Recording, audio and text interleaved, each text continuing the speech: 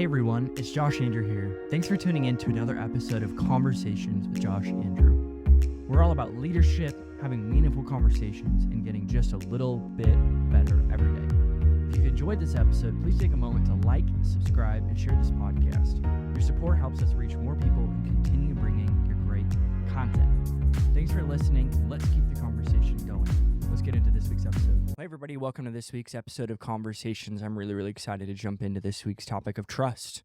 How do we be leaders who people can trust? How do we create an environment that other people can trust us, we can trust them, and it's a mutual thing? I say that often. A lot of the topics we talk through here, trust, honor, respect, influence, all of those things don't work if they're not mutual. And today, I'm going to give you an acronym that's truly going to help you deep dive into this concept of trust. I think, again, trust is imperative. If I don't trust you, there is a lot of deep, obviously, pain or experiences when it comes to, I'm going to trust you as my leader, I'm going to trust you as my pastor, and then obviously downward, I'm going to trust you as a person on my team, I'm going to trust you as a team member, I'm going to trust you as an employee. Again, I think we can make it simple, though, and I think that's the next 30 minutes. I hope that I can make this simple for you. I think if we can do our job as leaders to create an environment for people to trust one another, for us to trust them, and then for them to trust us. I've heard this said a ton of times, and I truly believe this. Trust is lost in buckets, but it's earned in drops. Very much so. I should always start initiation anyways of trust. There should never be a bank of maybe one day I'm going to trust you. No, I'm going to start fully trusting you, being fully confident in you. And if someday there is moments where you lose my trust, that's because we went through it. Not that we're not starting with no trust. So I'm going to give you an acronym. I'm going to give you a couple questions, a couple statements to really deep dive into yourself, but then also the team you lead. And again, a lot of these conversations, a lot of these topics always kind of centered towards church, because that's my world. We are pastors, we're leaders in the church, and we do business stuff, entrepreneurship as well. But again, it always kind of goes back to this concept of the church and teams in church. So we're going to talk through braving. We're going to talk about BRAVING, braving.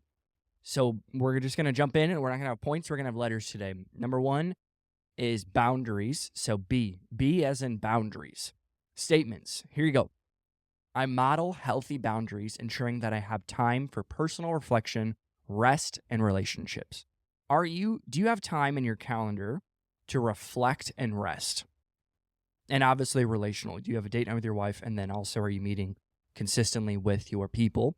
But again, is there boundaries around it?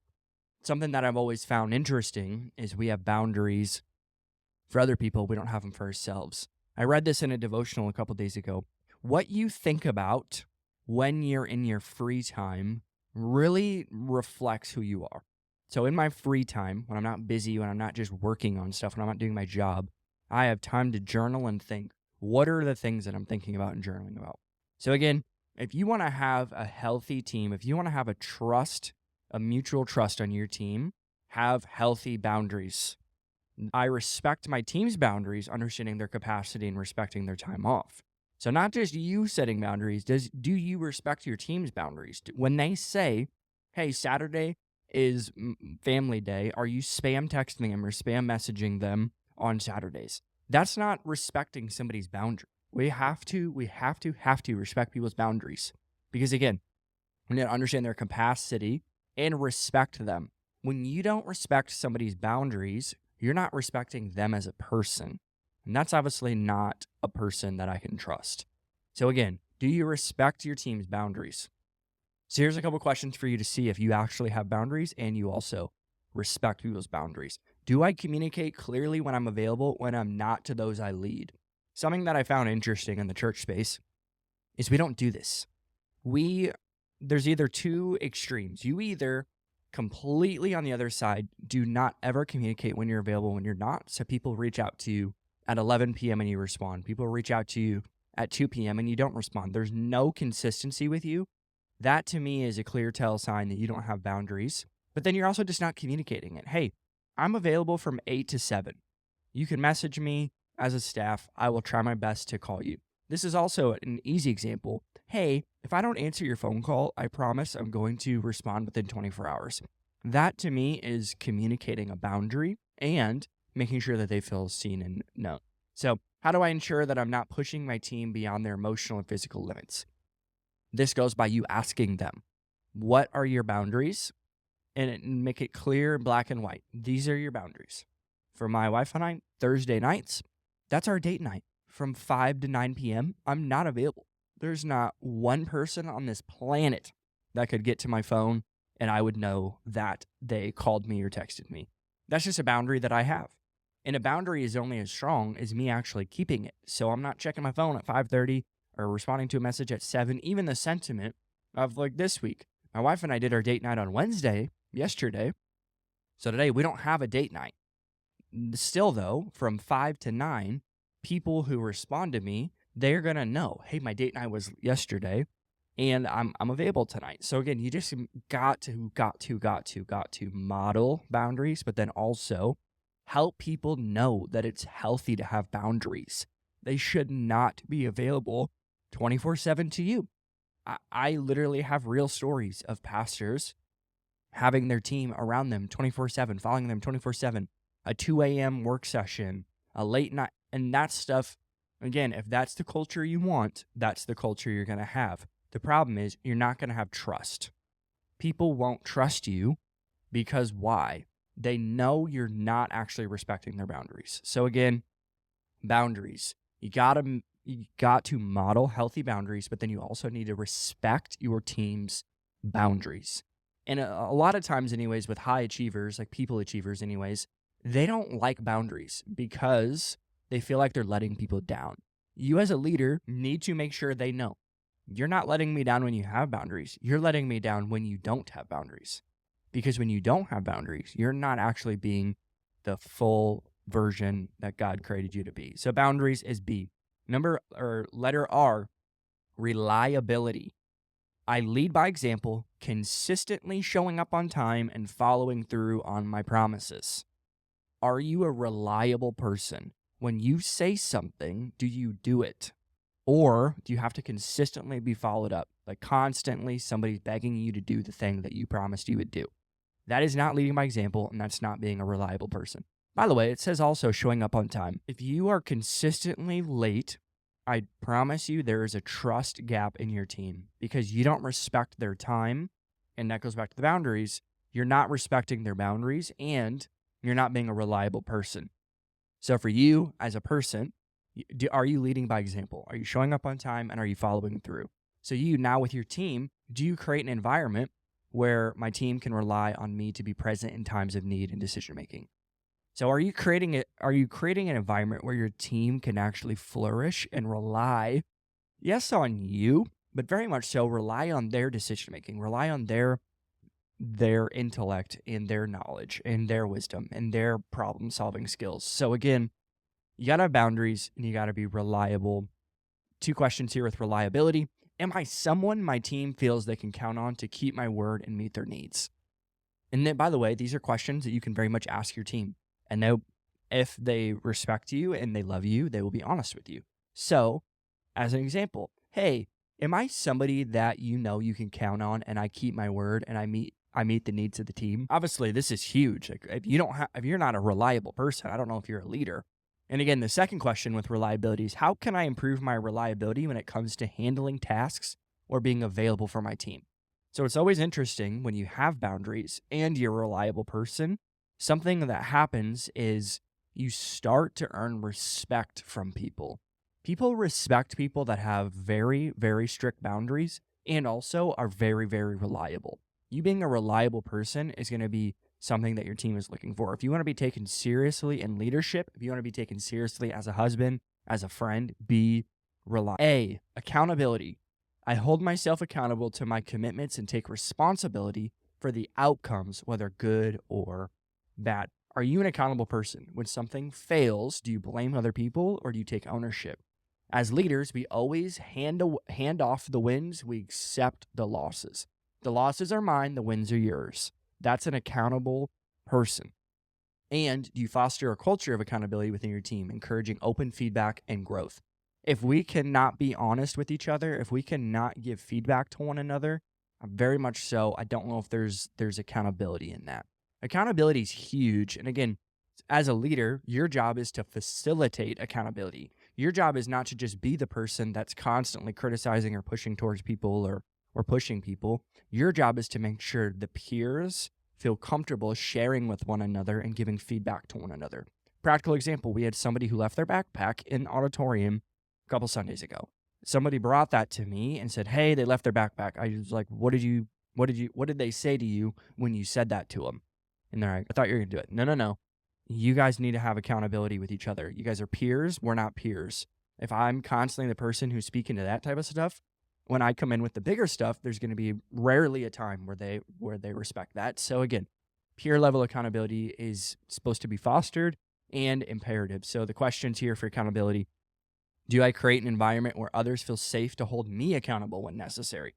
This is something that's so interesting to me. When leaders aren't safe with their team members giving them feedback, every single one-on-one, I'm always like, what can I do better? What can I do to make your life easier? What can I do better? Like, there's a constant need for me to know, hey, I'm also accountable here. It has to be mutual, not just you're accountable to me. I'm accountable to you. I'm a leader in this house, and so are you. We're all human beings at the end of the day. And for me to be a person who is accountable to not just my pastor or somebody above me, but also the team below me, people really, really trust you as a person. And the last question with accountability is, how can I lead my team in owning their responsibilities and supporting one another in growth? So how can you lead your team to own their responsibilities and support one another in that feedback, healthy growth area? Again, I believe it's really about facilitating this. How do we facilitate accountability? One, if it's not on paper, it's not an idea or a rule or a responsibility. None of those things are a reality unless it's on paper and we see it. I'm a huge proponent on downloading PDFs and putting them in your Slack channels or in your group texts or in wherever you put them, and pin them. They're in there. So you can't ever question if you saw it or not, because I know you saw it.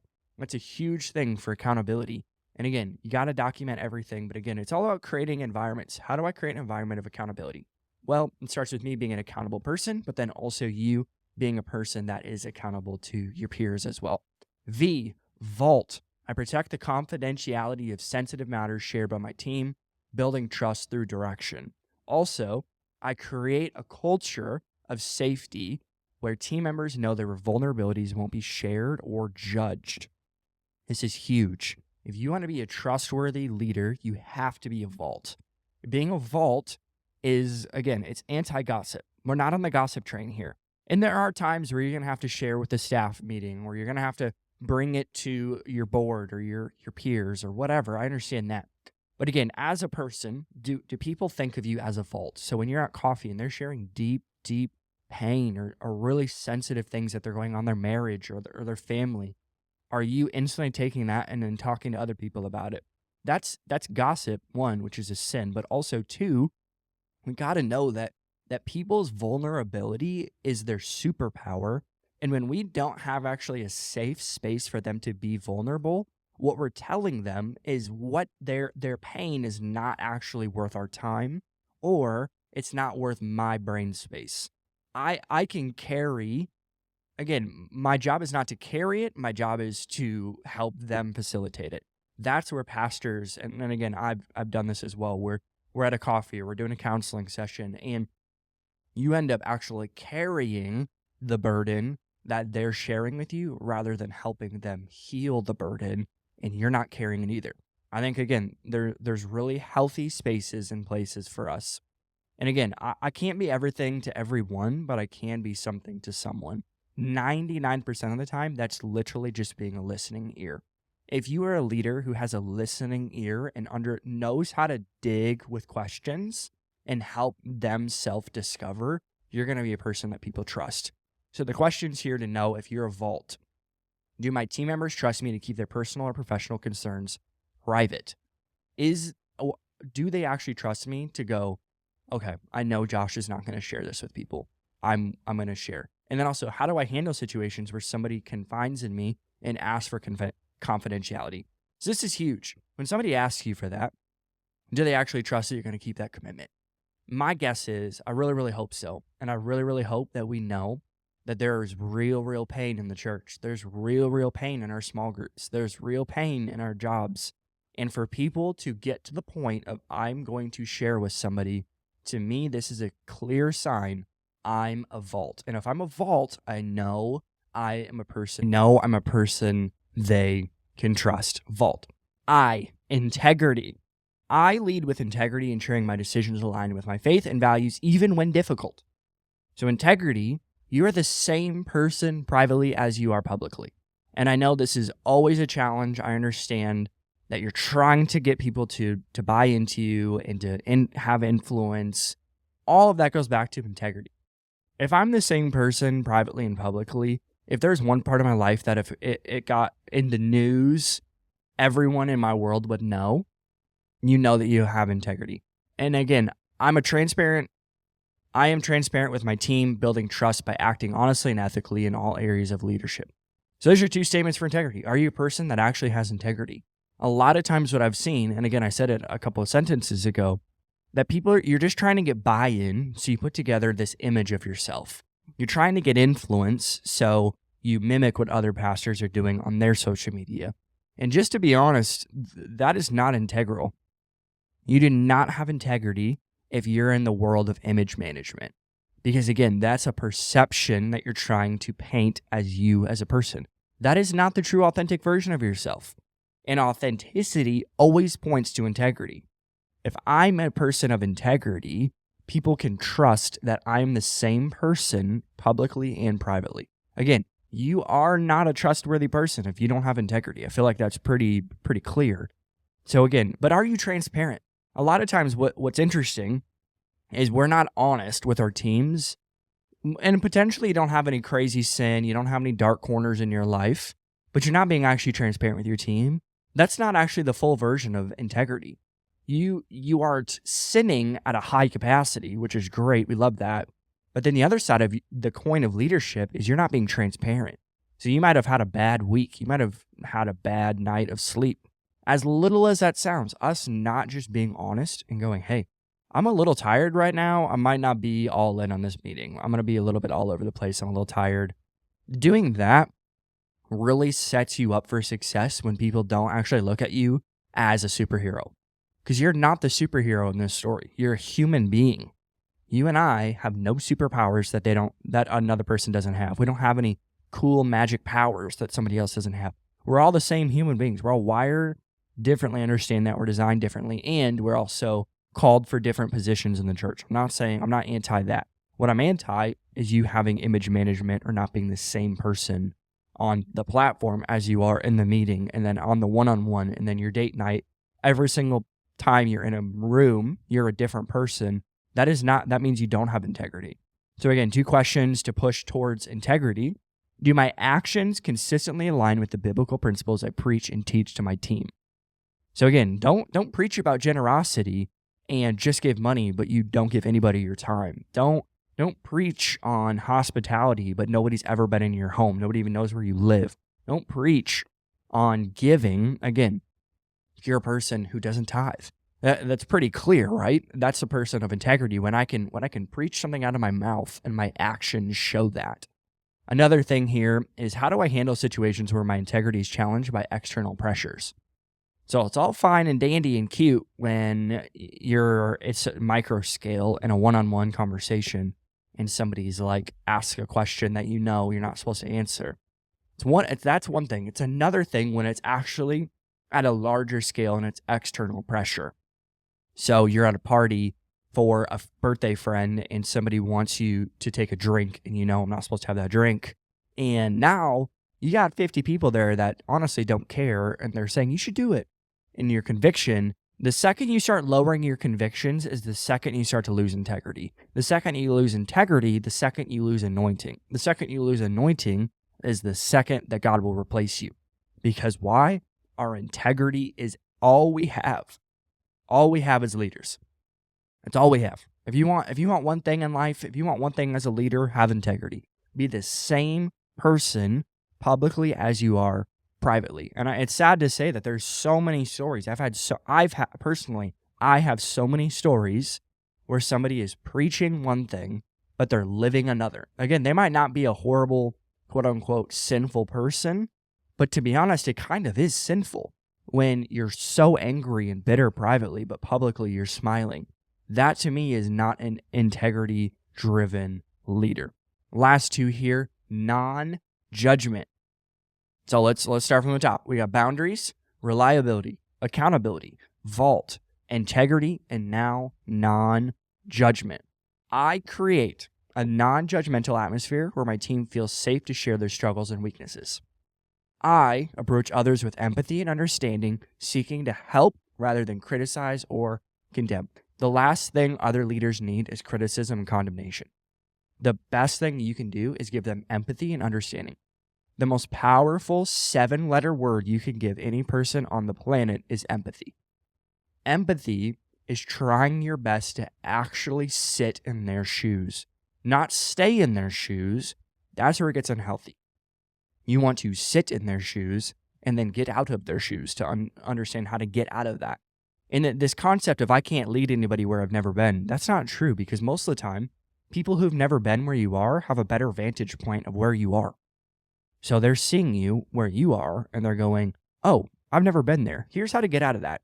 I think that to me is somebody, again, you're not being judgmental. You're being a person who can empathize, who can listen, who can dig to understand. The worst leaders I've ever been around are people who don't listen to understand, they listen to respond. The people who listen to respond are very passive and judgmental. So again, creating an atmosphere of not being judgmental is not easy. Understand that. There are moments where somebody says something and you're like, why did they say that? That's so off. And not being a person, again, who is judgmental, but you're creating a space where they can share their struggles and weaknesses. If a team member on your team just blatantly said something they're struggling with, what would your face look like? Your countenance. What would your countenance look like if somebody shared, this is a weakness that I have, and I'm trying my best?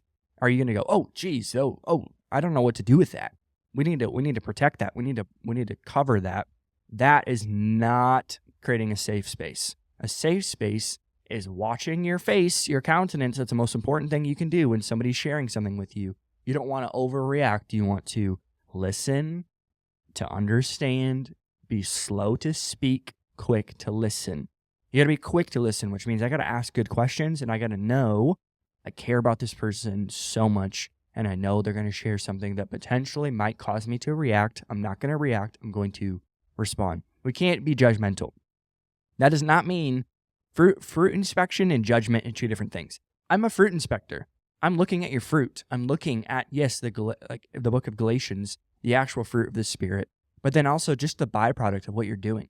Because it's one thing if you're hiring somebody to do something and they're not doing it, that's a consistent line of bad fruit. So again, a couple questions here to figure out if you're a judgmental person. How do I react when a team member opens up about a personal spiritual challenge? Your reactions, again, tell me you're either responding or you're reacting or you're being judgmental. And am I creating a space where people feel free to confess their mistakes without fear of judgment? I'm not the judge. I am not the judge in the story. I am very much so sitting in the same seat they're sitting in. We will be judged someday. And by the way, as a leader and a pastor in God's house, you will be judged on how you react to people's weaknesses. You will be judged on how you treat people. There is no condemnation for those who are in Christ Jesus. That means if there is 1% of condemnation, that is not of God and wrong. Clear as day, it's black and white. There's no condemnation, which means it's one thing if somebody feels condemned by you just being honest with them.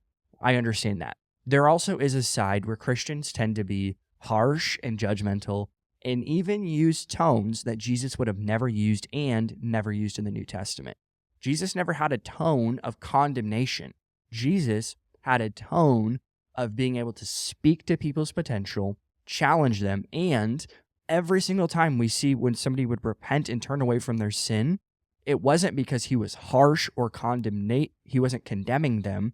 What he was doing was he was speaking encouragement into them and challenging them to push to go to their next level. You as a person, one, you're not Jesus, but we can learn from the model of Jesus. You got to watch how you react when people share spiritual or personal stuff in their life. Imagine you walking into the doctor's office and you know that you scraped your knee. Your knee hurts really bad. And the worst thing that could happen is the doctor looks at you and goes, "Oh, wow, that's horrible. That's the worst thing I've ever seen. That's disgusting." And you would go, "Oh, geez, maybe it is." And it would cause you to overreact because you're already hurting. You're already broken. So the doctor overreacting when he knows that's his job is to help heal that and to get you to take next steps. That's my job. My job is to watch my face and to help you know, hey, I'm not the savior here. I'm not the superhero, but I do know him, and I can point you to his word and point you to my life and how my experiences have got me out of something similar you've been in. So am I creating a space where people feel free to confess their mistakes without fear of judgment? If you're a judgmental person, people do not trust you. People don't trust you with their struggles. People don't trust you with their weaknesses. They don't trust you. And that's something that as a leader is a clear tell sign you're not actually leading your people. All right, last one, G, generosity. I am generous with my time, attention, and care, seeking to serve my team as Christ served others. Are you actually a person of generosity? Are you generous with your time? Hey, again, going back to my boundaries, it's all about it's both and. I have boundaries and I'm generous with my time. I would love to get coffee with you. A lot of times, pastors or leaders, what they used to pray for, they're living in, and now they think it's a burden. They think it's a burden to get coffee with somebody from your church. Oh my gosh, they didn't reach out to my assistant. They'd ask me in the hallway to get coffee. They don't understand the honor culture. They don't know anything. Just get coffee with them. Get coffee with the person who has no value to add to you. Are you generous with your attention? So yes, you're at coffee, but you're checking your phone. Your phone's up. You're in the hallways at church. You're not actually talking to people. You're thinking about the next service. You're constantly in the green room. You're not talking to people. Are you generous with your care? Are you somebody who actually meets the needs of your team? Like practical needs. Again, seeking to serve my team as Christ served others. You know what you are? You are the CSO of your organization. You are the chief servant officer of your church, of your team, all of it. That's what you are. If you're a person of generosity, people trust you. Last statement here. I give the benefit of the doubt to my team, assuming positive intent and extending grace when needed. Are you a person who believes the benefit of the doubt in people? Like, I'm going to give you the benefit of the doubt. I'm going to believe the best in you before I have this confrontation. I'm going to believe the best in you before we have this one-on-one. I'm going to try my best to be so positive about the person. I understand they're frustrating. They're not doing certain things I'm asking them to do. And I'm going to believe the best in them. And I'm going to extend grace when needed. I'm going to give you the grace that I wish I had when I needed it the most. So 2 questions to know if you're a generous person. How can I be more generous with my time and resources to support my team members' growth and well-being? How can you be a more generous person today? If you listen to this whole podcast, you're 27 minutes deep. You as a leader, how can you be more generous with your time and resources? So you show me your budget. You show me what you value. If you only have a budget towards Facebook ads and not people, that is a clear tell sign that you care more about attendance than you care more about health or people. Again, our goal is to have balance around the certain things we have. And to be honest, there's not really a huge balance in generosity. You are either a person of generosity or you're not. It's black and white. And the second question for generosity, do I extend grace when somebody falls short? And how can I better demonstrate Christ-like generosity in those moments? Do you actually extend grace when people fall short? That does not mean that them falling short is not right or wrong. If they fell short and they did not do something, they didn't hit a standard, they did something wrong, it's still wrong. And I'm going to give you the benefit of the doubt. We're going to try again. That does not mean that it's going to be perpetual. That does not mean that I'm going to give you grace 10,000 times over and over and over and over again for the same exact thing. Especially as an employee or an employer, you can't do that. What you can do, though, is to continue to believe in them, pray for them, and challenge them. So that's braving. Braving is a clear tell sign. If you're living in all of these, I promise you, you are a person of trust. So I'm going to read them again. B, boundaries. R, reliability. A, accountability. V, vault. I, integrity. N, non-judgment. And G, generosity. Go through these. Do I have boundaries? Am I reliable? Am I accountable? Am I a vault? Do I have integrity? Am I non-judgmental? And am I a person of generosity? Thank you guys so much for listening to this week's episode. Again, I believe if you go through these questions and statements, I believe they're going to be challenged. There's going to be certain areas you go, I'm really great at this. There are also parts where, man, I'm not really great at this, and I'm going to grow and I'm going to try my best. You continually, perpetually do this. You're going to be a person that people trust because, again, trust is everything we have. And trust is mutual. If you're just banking off of people trusting you and you don't trust people, a lot of work to be done in our lives, a lot of work to be done in our souls to know, I trust you, I believe in you, I believe in the best in you, and I'm going to give you grace when needed. We'll see you next week. I appreciate each and every one of you. I believe you are making a tremendous difference in your life and in your sphere of influence. Again, we'll see you next week.